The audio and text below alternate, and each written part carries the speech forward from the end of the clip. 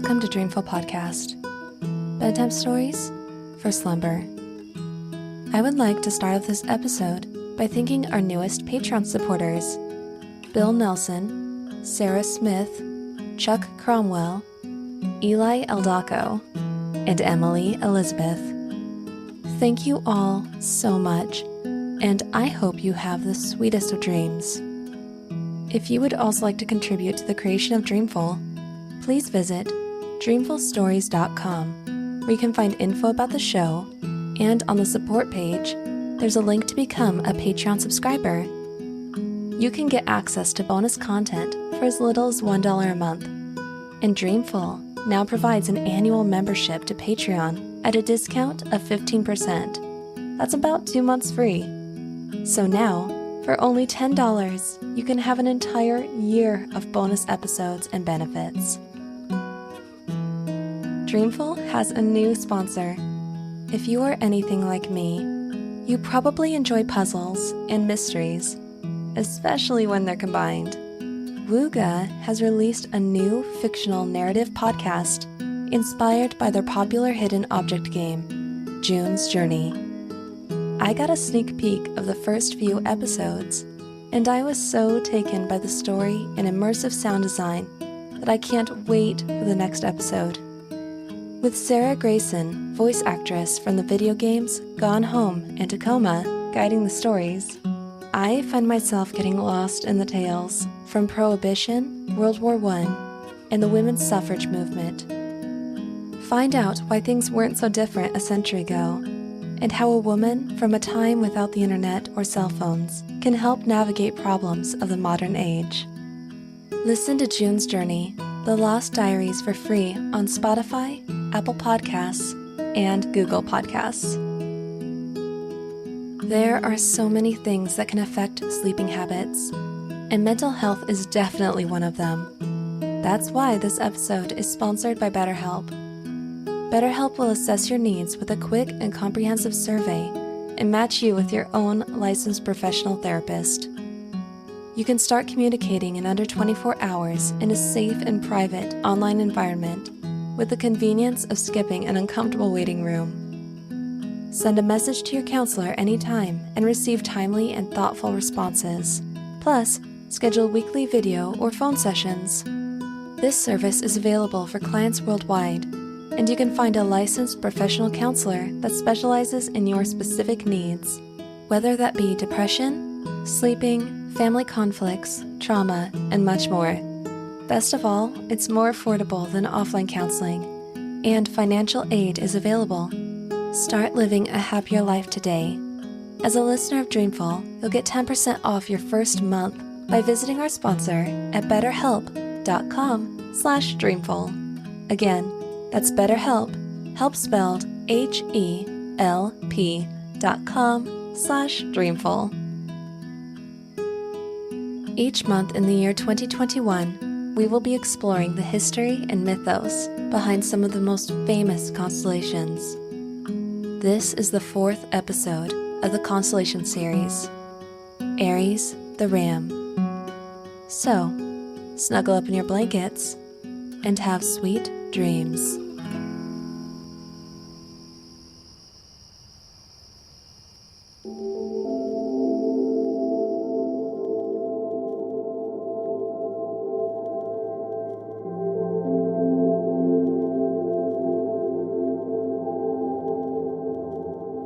In the northern celestial hemisphere lies the constellation of Aries.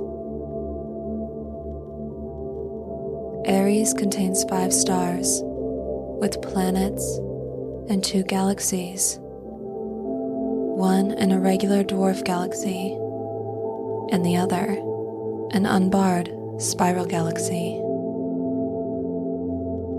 Many millennia ago, in 7th century BCE, Babylonians had observed the sun in Aries during the vernal equinox, placing this constellation as the first point of the zodiac. Greek astronomer Hipparchus later created the term first point in Aries to signify the first day of spring. and the phrase has continued to be used to this day, despite changes in the Earth's axis, having caused the vernal equinox to cross into Pisces in the year 68 BCE. The ancient Egyptians associated this constellation with Amun-Ra, a god with a ram's head, who represented fertility and creativity. The mythological origin of Aries, as we know it today, stems from the Greek epic of Jason and the Argonauts. This story begins with a brother and a sister named Phrixus and Heli. They were children of a king and a cloud nymph named Nephele. The king had fallen in love with a wicked woman named Ino, and so heartbroken Nephele went away, leaving her 2 children behind. The children were despised by their stepmother, and she plotted to have them killed.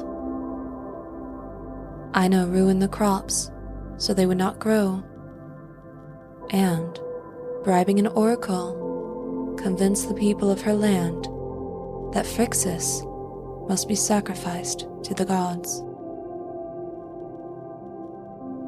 However, before her plan was fulfilled, the children's mother sent a ram with wings and golden fleece to rescue them.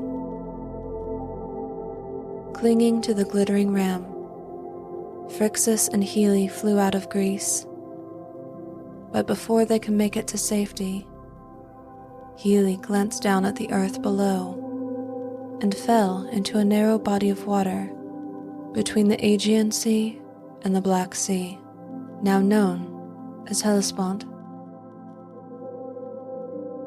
The ram encouraged Phrixus to continue holding on, and eventually they arrived in Colchis, on the eastern edge of the Black Sea. Colchis was a region ruled by the son of the god Helios, and was known for its sorcery. The king offered his daughter to marry Phrixus, and in return, Phrixus bestowed upon the king the golden fleece of the godly ram.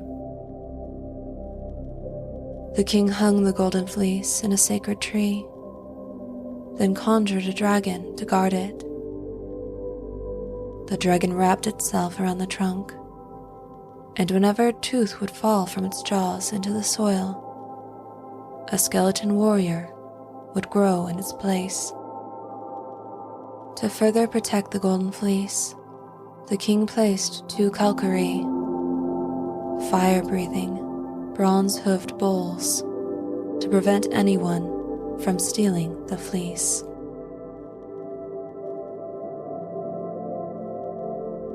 Over time, word spread of the legendary golden fleece, though none dared to retrieve it.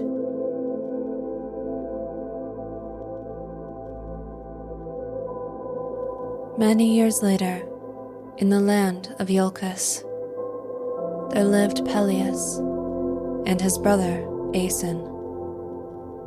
After the death of the king of Iolcus, Peleus usurped the throne from Aeson, the rightful heir, and had him imprisoned. To ensure his position as king, Peleus sought to rid the world of Aeson's children. During this time, Aeson's wife, Alcimede, secretly gave birth to a son whom she named Jason. Fearing Peleus would also kill the boy, Jason was sent away to live with a centaur, Chiron.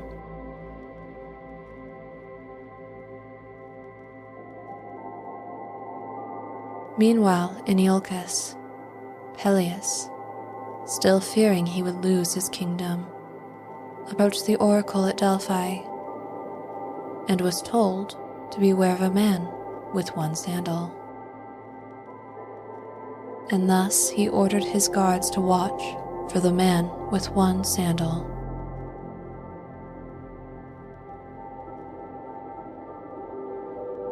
When he came of age, Jason set out to reclaim the throne and kingdom of Iolcus from his uncle. While he was walking to Iolcus, Jason came to a river. There, an old woman asked him to help her cross. Being a good-natured young man, Jason helped the woman across, but one of his sandals was washed away.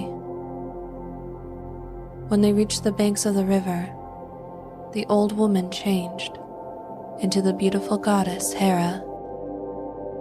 Hera told Jason that because of his act, she would watch over him on his journey. But she had another motivation. Upon taking the throne, Peleus had prohibited the people of his kingdom from worshipping at her shrine.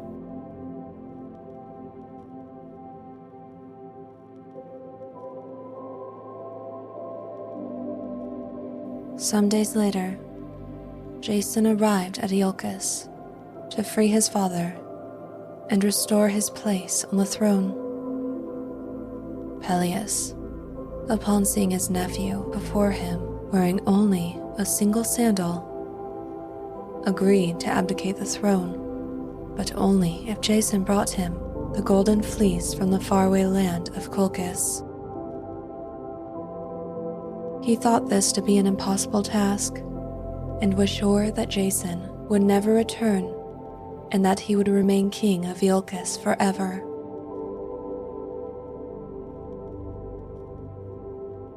Jason understood that the journey to Colchis would be long and arduous.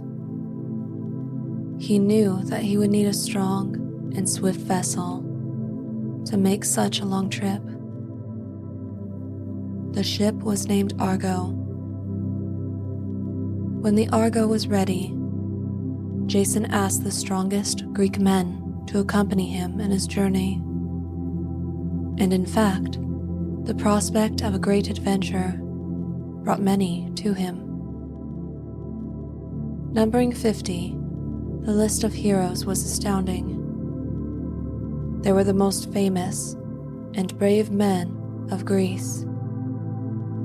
All were mighty fighters, and some had other skills.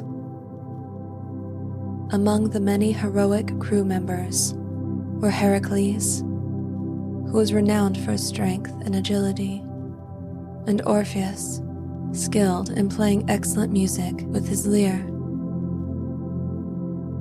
This crew, who would come to be known as the Argonauts, cast off and set sail on their quest for the Golden Fleece.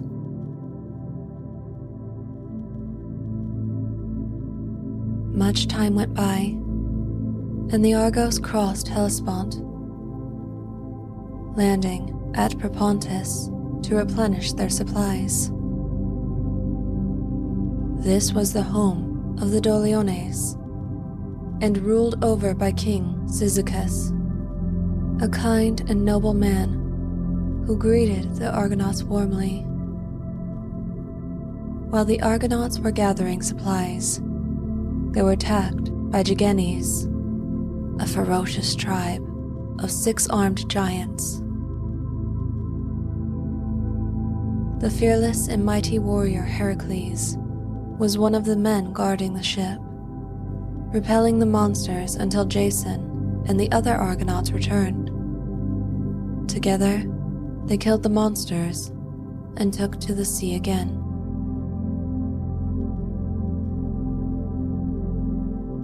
When the heroes were sailing along the coast of Mysia, Heracles, realizing he had broken his oar, went ashore with his squire Hylas to make an oar from the woods. While Heracles was at work, Hylas went to fetch water at a nearby spring. As he bent down to retrieve the water, he noticed beautiful nymphs below the surface of the pool, beckoning for him. When he leaned in closer to see their faces, they dragged him into the depths. Heracles, upon realizing Hylas had not returned, searched desperately to find him. Heartbroken at losing Hylas, Heracles refused to accompany the rest of the men on their quest. The situation aboard the Argo soon became mutinous as the crew fought over whether or not to leave Heracles. But Glaucus, a minor sea god, appeared and calmed them all. He told the Argonauts that it was the will of the gods that Heracles stay there, and goes on to complete other tasks. The Argonauts went on until they arrived in Thrace. There, an old blind man who had sat down to his meal was being attacked by two harpies, frightful beasts in the form of a bird with a woman's face. Jason and his friends ran to help the man and chased away the creatures. To thank Jason, the old man told him that his name was Phineas and that he had once been a seer. However, he had divulged too many of Zeus's secrets, and the god had cursed him, taking his vision. To further torment him, Zeus had sent the harpies to spoil his food every time he tried to eat.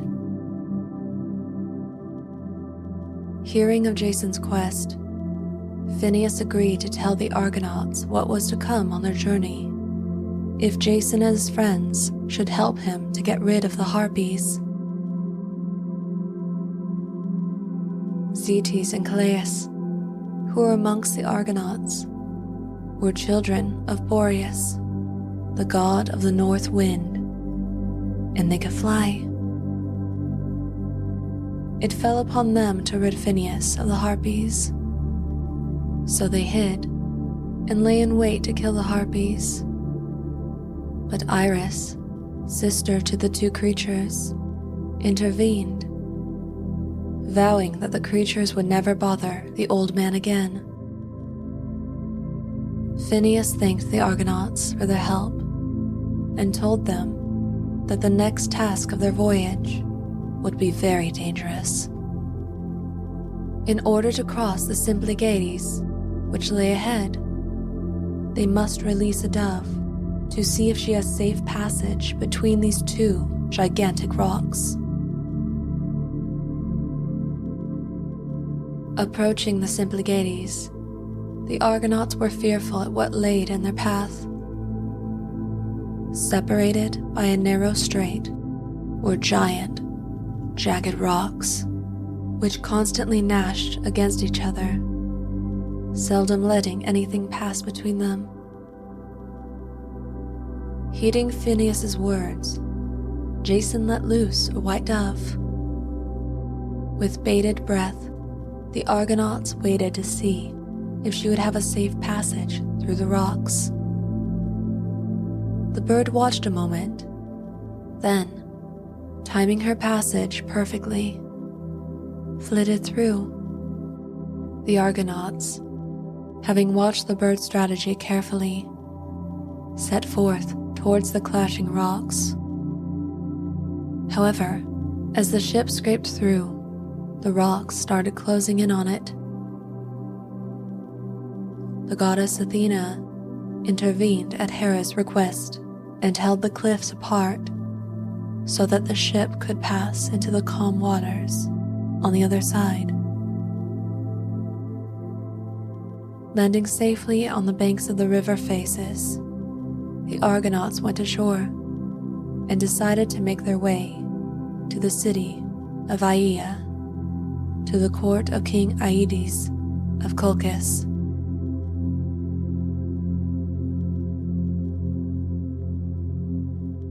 King Aedes greeted the Argonauts to his kingdom but became cold as Jason explained the purpose of their visit.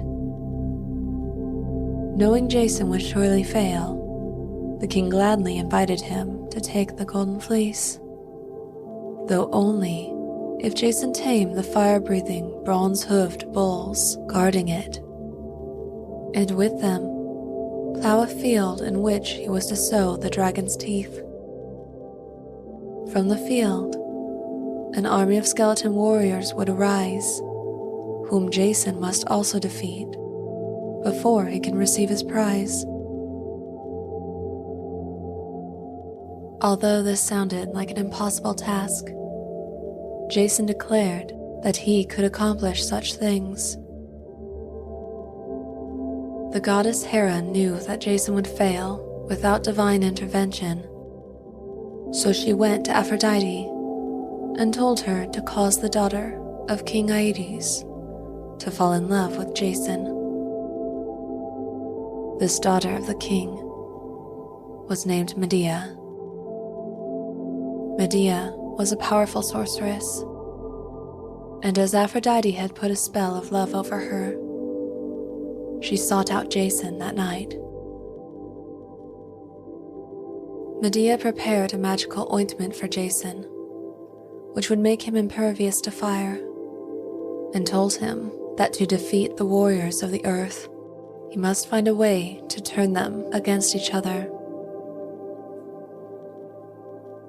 Armed with this new sorcery, Jason set out with newfound courage. Medea's ointment allowed Jason to approach the bulls. Breaths of fire overwhelmed Jason as he took hold of them, but he remained completely unharmed. He defeated them and sowed the fields with the dragon's teeth, and from the earth rose great warriors. Following Medea's advice, Jason threw a stone amongst the warriors, distracting them. Not knowing who had cast the stone, the skeleton warriors attacked each other, destroying themselves. Shocked and seething at the ease with which Jason had completed the first two tasks, King Aedes decided to kill Jason and the Argonauts the next day should they succeed in taking the golden fleece. Medea, knowing her father would never allow anyone to leave with the golden fleece, informed Jason and agreed to help him steal it, only if he should marry her. Jason agreed, and they formulated a plan.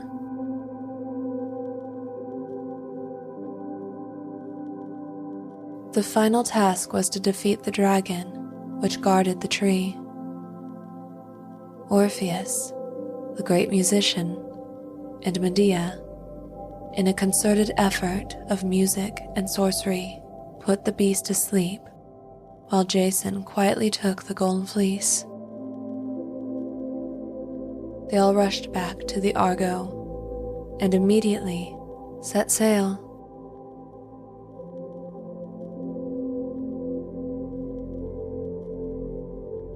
Some days into their journey back, the Argonauts heard voices in the distance.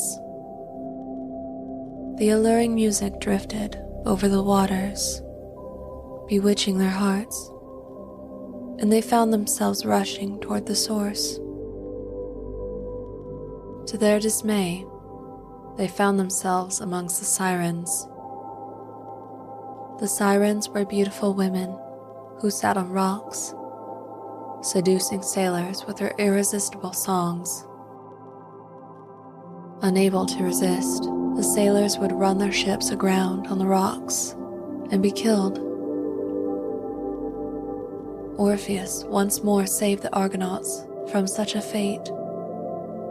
He played his lyre far more powerful and captivating than that of the sirens, breaking their enchanting spell. Finding that they were no longer affected by the siren's charm, Jason and his friends rowed with all their might and well away from the rocks. The Argonauts, exhausted from the long and arduous journey, finally arrived back in Iolcus. Honorable Jason delivered the golden fleece to Peleus, and at last freed his father. Upon seeing his father, Jason realized that he had aged and deteriorated through the years of imprisonment. So Medea withdrew the blood from Aeson's body, and from that created a potion of youth. When she returned the blood to Aeson, the color returned to his face, and he felt the strength of his youth once more. Peleus's daughters saw this and wanted the same service for their father. Medea tricked the girls and told them that with her sorcery, she could do the same for him. But instead of returning the life to Peleus, she took it from him in revenge for his cruelty. And so, after completing the quest for the Golden Fleece, Jason had returned the throne to the rightful king, his father.